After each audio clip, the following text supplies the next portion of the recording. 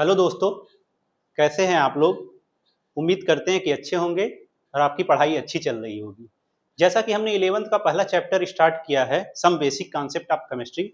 उसमें हमने कुछ लेक्चर आपको प्रोवाइड किया है और हमने उसका प्लेलिस्ट बना दिया है। तो शायद 5 वीडियो है, वहाँ से आप देख सकते हैं उसको। तो आज हम उसके आगे का जो टॉपिक है उस पर चलते हैं, लेकिन उससे पहले जो लास्ट लेक्चर तक हमने पढ़ लिया है उसको एक बार देख लेते हैं कि क्या क्या पढ़ लिया गया है। ठीक है, तो आइए। तो लास्ट लेक्चर में हम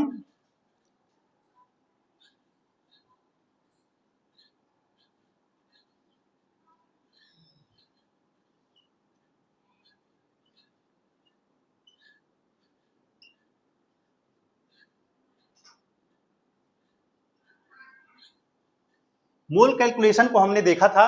नॉन रिएक्टिव स्टेट में मोल को कैसे कैलकुलेट करते हैं, हमने अभी इसको देखा जा रहा था इसको। ठीक है, और रिएक्शन के अंदर मोल को कैलकुलेट करना हम आगे सीखेंगे। तो ये नॉन रिएक्टिव स्टेट में हम मोल को कैलकुलेट कर रहे थे। तो इसमें हमने क्या क्या देखा था, 3 फार्मूले हमको इसमें मिले थे। मोल के 3 फार्मूले हमने देखा था। ठीक है, मोल से रिलेटेड 3 फार्मूले हमने देखे थे यहाँ पे। पहला फार्मूला था, मास के हेल्प से हमने मोल को कैलकुलेट किया था। Calculation of mole with the help of mass. Mass के हेल्प से हमने मोल को कैलकुलेट किया था। फार्मूला मिला था हमको मोल को कैलकुलेट करने का, given mass upon molecular mass. तो पहला ये फार्मूला हमने डिराइव किया था। ठीक है, यहाँ डब्ल्यू, अच्छा अभी लिख देते हैं फिर बताते हैं क्या है। ठीक है, और दूसरा नंबर ऑफ पार्टिकल के हेल्प से हमने मोल को कैलकुलेट किया था। नंबर ऑफ पार्टिकल के हेल्प से मोल को कैलकुलेट किया गया था, N upon N A. Second वाला फार्मूला ये हमको मिला था, नंबर ऑफ पार्टिकल के हेल्प से हमने मोल को कैलकुलेट किया था। तीसरा, वॉल्यूम ऑफ गैस के हेल्प से हमने मोल को कैलकुलेट किया था। तो यहाँ पे हमको फार्मूला मिला था मोल कैलकुलेट करने का, V ये लीटर में वॉल्यूम अपान 22.4। ठीक है, ये मिला था हमको। ठीक है, तो ये 3 फार्मूले हमने अभी तक जो मोल के कैलकुलेशन में है उसमें डिराइव किया था, और इस पे न्यूमेरिकल भी हमने कर लिया था। यहाँ पे W क्या है, W है गिवन मास। जो मास क्या है, दिया हुआ है, गिवन मास। और M क्या है, मॉलिक्यूलर मास। मॉलिक्यूलर मास, अगर एटम है तो एटॉमिक मास होगा M, अगर मॉलिक्यूल है तो मॉलिक्यूलर मास होगा। और यहाँ पे N क्या है, नंबर ऑफ पार्टिकल है। N क्या है, नंबर ऑफ पार्टिकल्स। और Na क्या है, एवोगैड्रो कांस्टेंट है।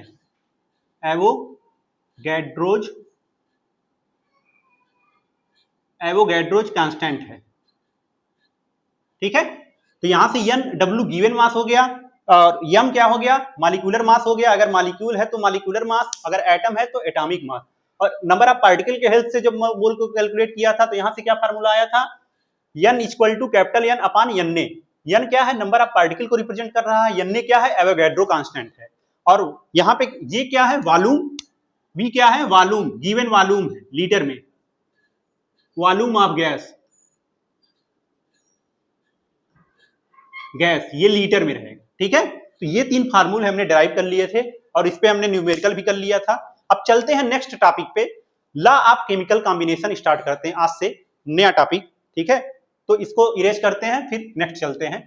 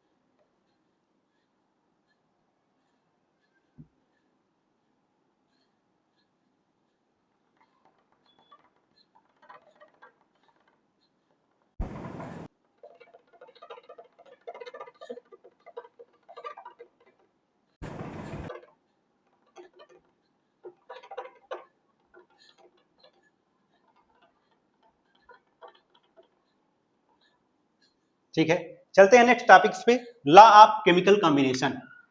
नेक्स्ट टॉपिक है हमारा लॉज ऑफ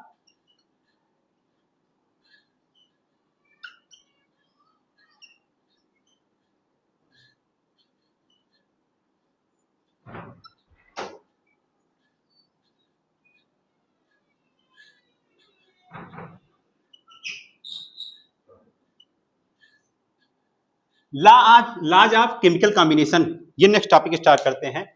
तो इसमें हम क्या पढ़ते हैं, जब आपस में केमिकल रिएक्शन होती है तो कौन कौन से लॉ फॉलो होते हैं उसको इसमें पढ़ते हैं। लॉज ऑफ केमिकल कॉम्बिनेशन में हम क्या पढ़ते हैं, जब आपस में केमिकल रिएक्शन होती है तो कौन कौन से रूल को फॉलो किया जाता है उसके बारे में पढ़ते हैं।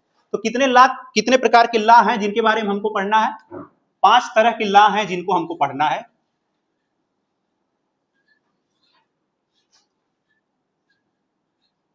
फर्स्ट लॉ है law of conservation, law of conservation. Second law है law of definite proportion, and third law है लॉ ऑफ मल्टीपल प्रोपोर्शन,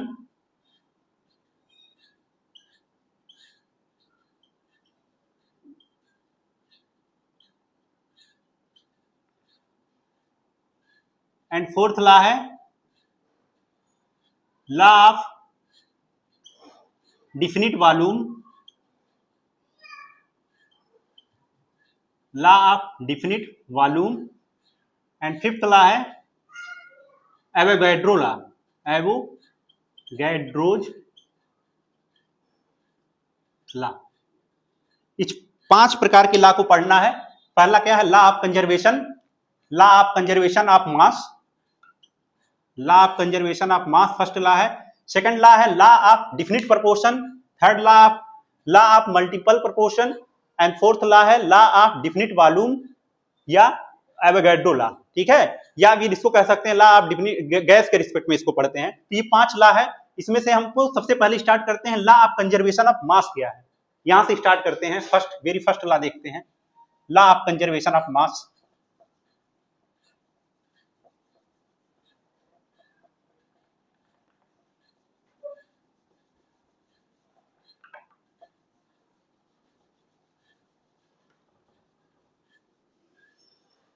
थोड़ा सा पानी लगा था, थोड़ा सा पानी लगा दो, मीठ नहीं लगा।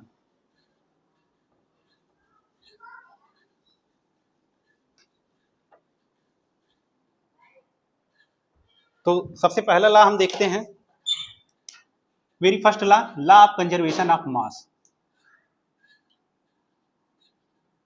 लॉ ऑफ कंजर्वेशन ऑफ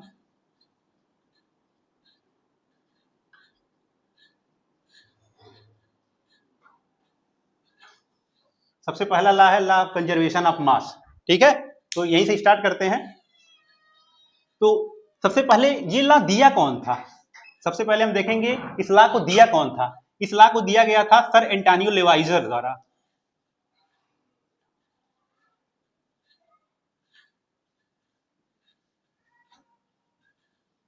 ठीक है, सर एंटोनियो लेवाइजर ने इस लॉ को दिया था। कौन सा law, law of conservation of mass. ठीक है, और इन्हें क्या कहा जाता है, सर एंटोनियो लेवाइजर को कहा जाता है father of modern chemistry, father of modern chemistry.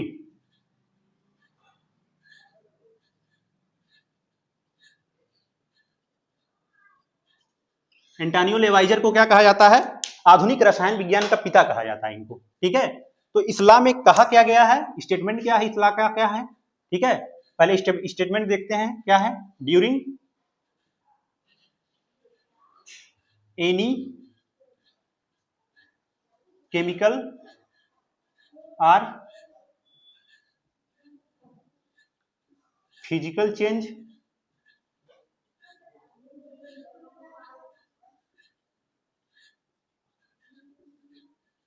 The total mass of system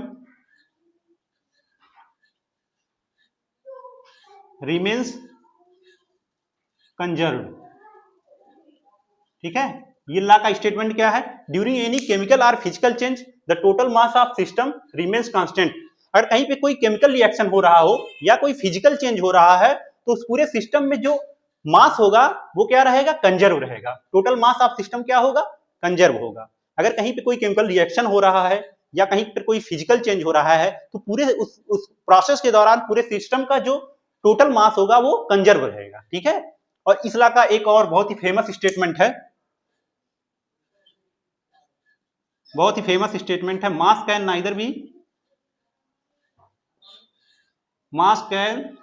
neither be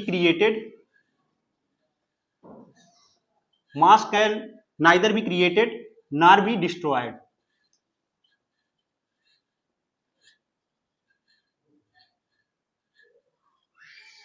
mass can neither be created nor be destroyed. ना ही हम मास को बना सकते हैं, ना ही मास को क्या कर सकते हैं? खत्म कर सकते हैं। तो इस ला का मेन बात यही है कि एनी केमिकल और physical change the total mass of system remains conserved. किसी भी केमिकल रिएक्शन में या कोई फिजिकल चेंज में जो पूरे सिस्टम का टोटल मास क्या होगा? कंजर्व रहेगा। ठीक है, और सेकंड स्टेटमेंट क्या है? मास can neither be created nor be destroyed. ठीक है, और इस ला को एक्सपेरिमेंटली प्रूव किया गया है। तो उस एक्सपेरिमेंटली सेटअप को देखते हैं। इसको इरेज करना पड़ेगा हमको क्योंकि यहाँ पे जगह नहीं है। यहां तक की बातें हो गई, अब आगे देखते हैं। एक्सपेरिमेंट के द्वारा इस लॉ को प्रूव किया गया है। ठीक है, एक्सपेरिमेंट क्या किया गया है?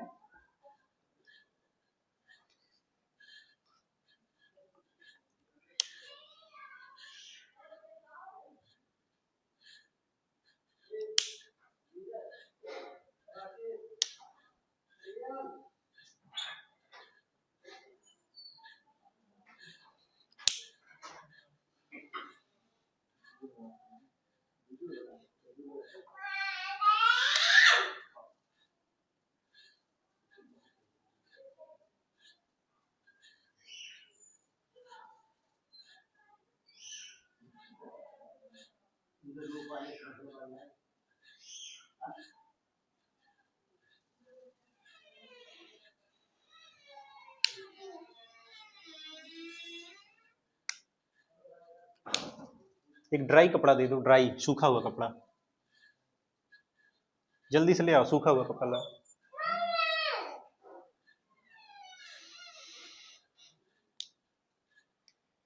एक मिनट।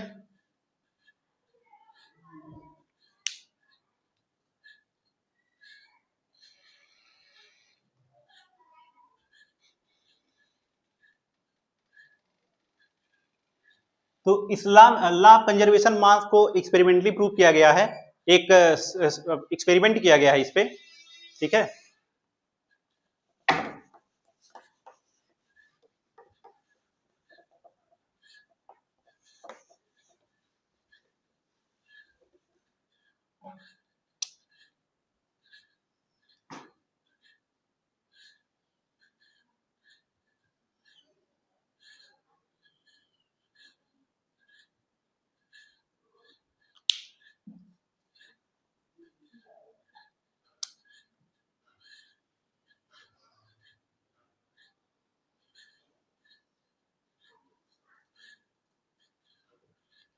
अंग्रेजी लेटर जो अल्फाबेट एच होता है उसके शेप का एक ट्यूब लिया गया है। इस ट्यूब को कहते हैं लैंड लास्ट ट्यूब।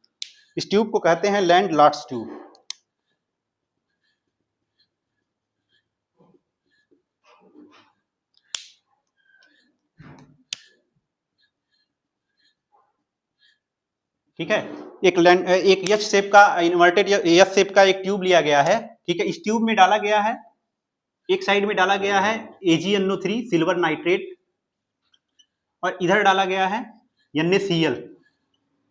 ठीक है, एक अल्फाबेट में जो इंग्लिश अल्फाबेट में यस होता है उसके शेप का एक ट्यूब लिया गया है। इसमें एक साइड में डाला गया है AgNO3 और इधर डाला गया है NaCl। और इस ट्यूब के इस ट्यूब को ऊपर से पकड़कर इसको सेक किया गया है। जब इसको सेक किया गया है तो ये दोनों क्या हुए, आपस में मिक्स होने लगे। यहां हुआ क्या, ये AgNO3 और NaCl आपस में क्या होने लगे, मिक्स होने लगे। ये दोनों आपस में क्या होने लगे, मिक्स होने लगे। ठीक है, तो यहां से क्या होगा, एक केमिकल रिएक्शन हुआ। केमिकल रिएक्शन क्या हुआ, AgNO3 NaCl से रिएक्ट किया। यहां से क्या मिला हमको,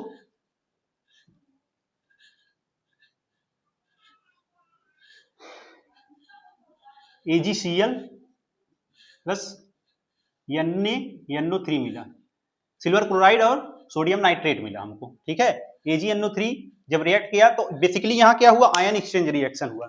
यहां हुआ क्या, आयन एक्सचेंज रिएक्शन हुआ, आयन एक्सचेंज रिएक्शन।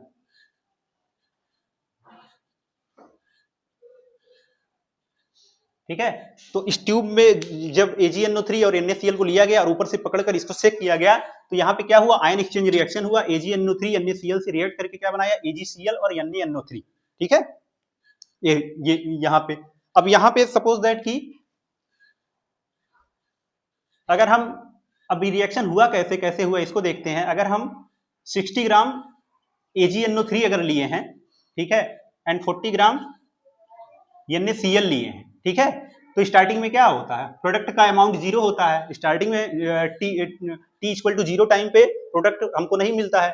ठीक है, सपोज दैट कि थोड़ी देर बाद क्या हुआ कि ये पूरा क्या हो गया, 60 ग्राम AgNO3 और 40 ग्राम ये आपस में रिएक्ट करके क्या हो गया, पूरा खत्म हो गया। आपस में क्या हुआ, रिएक्ट करके खत्म हो गया। यहाँ पे हमको क्या मिल गया, तो अगर ये खत्म हो गया तो यहाँ पे हमको क्या मिल जाएगा, ये तो हमको पता है क्या मिल जाएगा। ठीक है, ये लॉ क्या कहता है, law of conservation of mass. Total mass of A system remains conserved. किसी भी केमिकल रिएक्शन में जो टोटल मास होगा सिस्टम का क्या रहेगा, कंजर्व्ड रहेगा। अगर यहाँ पे ये दोनों रिएक्ट किए और पूरा ये खत्म हो गया तो यहाँ हमको कितना ये मिलेगा, 100 ग्राम, 100 ग्राम मिला। ठीक है, ठीक है, तो ये यहाँ क्या हुआ, 60 ग्राम 100 ग्राम रिएक्टेंट जब रिएक्ट किया तो कितना मिला प्रोडक्ट, 100 ग्राम। जितना रिएक्टेंट लिए थे उतना ही हमको क्या मिल गया, प्रोडक्ट मिल गया। ठीक है, तो इसी को कहते हैं law of conservation of mass. ठीक है, तो यहां से स्टेटमेंट क्या निकल गया, total mass of reactant equal to total mass of product. Total mass of reactant equal to क्या हो गया, total mass of product.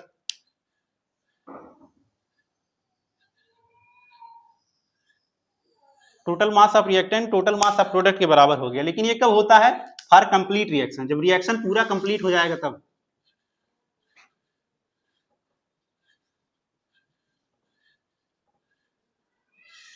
Complete reaction का प्रोसेस जब होगा कहाँ, वहां पे ये फॉलो होगा, total mass of reactant equal to total mass of product के बराबर होगा। कंप्लीट रिएक्शन मतलब क्या होता है, जब पूरा रिएक्टेंट किसमें कन्वर्ट हो जाए, प्रोडक्ट में। पूरा रिएक्टेंट किसमें कन्वर्ट हो जाए, प्रोडक्ट में। जितना हम रिएक्टेंट लिए थे सब किसमें बदल जाए, रिएक्ट करके प्रोडक्ट में। तो उसी को कहते हैं कंप्लीट रिएक्शन। ठीक, तो अगर ये तो कंप्लीट रिएक्शन के केस में हो गया कि total mass of reactant equal to किसके हो गया, टोटल मास ऑफ प्रोडक्ट में। लेकिन अगर रिएक्शन कंप्लीट नहीं हुआ है, आधा अधूरा रिएक्शन हुआ है, वहां पे देखते हैं, इसी एग्जांपल को लेके देखते हैं।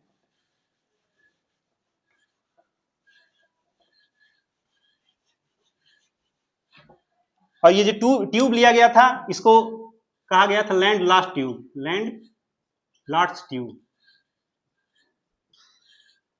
ठीक है, तो एक्सपेरिमेंटली इस लॉ को प्रूव किया गया था। ठीक है, तो अगर ये तो वो तो कंप्लीट रिएक्शन के केस में देख लिया गया। अगर रिएक्शन कंप्लीट न हुआ हो, जैसे कि सपोज दैट 60 ग्राम हम AgNO3 लिए हैं और 40 ग्राम NaCl लिए हैं। ठीक है, तो सपोज दैट कि 60 ग्राम में केवल इसका 30 ग्राम रिएक्ट किया है, 60 ग्राम में इसका 30 ग्राम रिएक्ट किया है, केवल 30 ग्राम रिएक्ट किया है, और इसका 40 ग्राम में से केवल 20 ग्राम रिएक्ट किया है। ठीक है, तो यहां पे क्या हुआ, हम 60 ग्राम AgNO3 लिए थे, 40 ग्राम NaCl लिए थे। सपोज दैट कि पूरा 60 ग्राम नहीं रिएक्ट किया, मतलब केवल 30 ग्राम रिएक्ट किया, और इसका 40 में से 20 ग्राम रिएक्ट किया। ठीक है, तो हुआ क्या है, यहाँ पे टोटल अमाउंट कितना था, यहाँ पे 100 ग्राम था टोटल, कितना लिए थे रिएक्टेंट 100 ग्राम, और यहाँ पे कितना बच गया 50 ग्राम, ठीक है 100 ग्राम लिए थे, 30 इसका 60 में से 30 ग्राम रिएक्ट किया, इसका 40 में से 20 ग्राम रिएक्ट किया, तो यहाँ पे कितना बच गया रिएक्टेंट का 50 ग्राम। तो यहाँ से हमको ये कितना मिल जाएगा, इस प्रोडक्ट साइड में क्या मिल जाएगा, प्रोडक्ट साइड में भी कितना मिल जाएगा 50 ग्राम, 50 ग्राम प्रोडक्ट हमको मिलेगा, ठीक है। कैसे मिलेगा, जितना रिएक्टेंट हम लिए थे उतना ही हमको प्रोडक्ट मिलना चाहिए, ठीक है।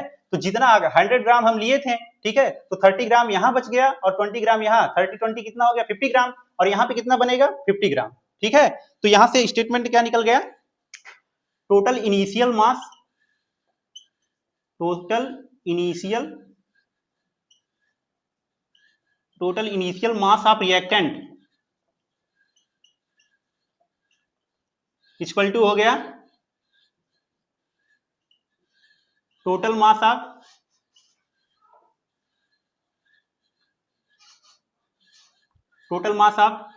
Product plus mass of reactant left, ठीक है। तो यहां से क्या हो गया, टोटल इनिशियल मास, जितना हम इनिशियल मास कितना लिए थे 100 ग्राम, 100 ग्राम जो हम लिए थे इनिशियल मास, ठीक है, वो किसके इक्वल हो गया, total mass of product, product कितना मिल गया 50 ग्राम, प्रोडक्ट कितना मिल गया 50 gram, plus total mass of reactant left, reactant का कितना मास लेफ्ट हो गया यहाँ पे 50 ग्राम, ठीक है। तो ये कितना हो गया, टोटल मास ऑफ रिएक्टेंट के किसके इक्वल हो गया, टोटल मास ऑफ प्रोडक्ट। ये अगर रिएक्शन कंप्लीट नहीं हुआ होगा तो उस केस में ये स्टेटमेंट लगेगा हमारा, टोटल इनिशियल मास ऑफ जो रिएक्टेंट का होगा वो क्या हो जाएगा, total mass of product plus total mass of reactant left का कंबाइन हो जाएगा टोटल। तो ये अगर रिएक्शन कंप्लीट नहीं हुआ होगा तो उस केस में ये स्टेटमेंट हम फॉलो करेंगे, ठीक है। अब इस पे क्वेश्चन करते हैं।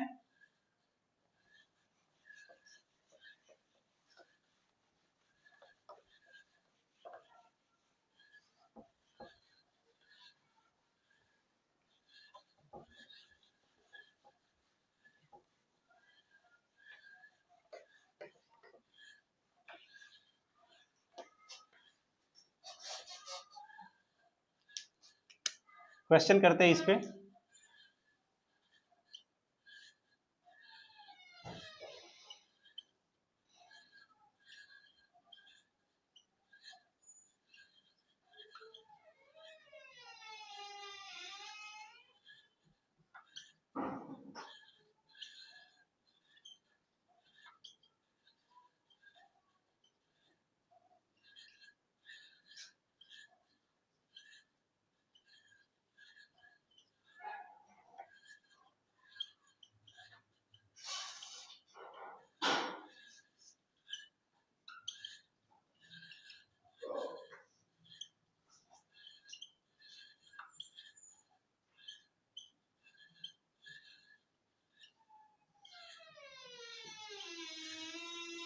ठीक है। ये क्वेश्चन है,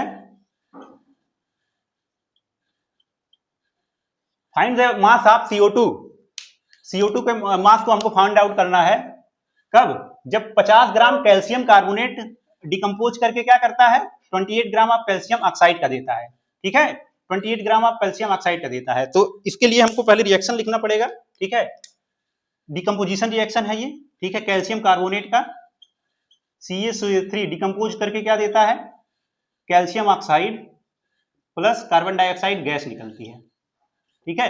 इसको क्या कहते हैं लाइमस्टोन, लाइमस्टोन इसका जनरल नाम है, कैल्शियम कार्बोनेट का जनरल नाम है लाइमस्टोन, इसको क्या कहते हैं लाइम, जनरल नेम है, कैल्शियम ऑक्साइड का जनरल नेम है, ठीक है।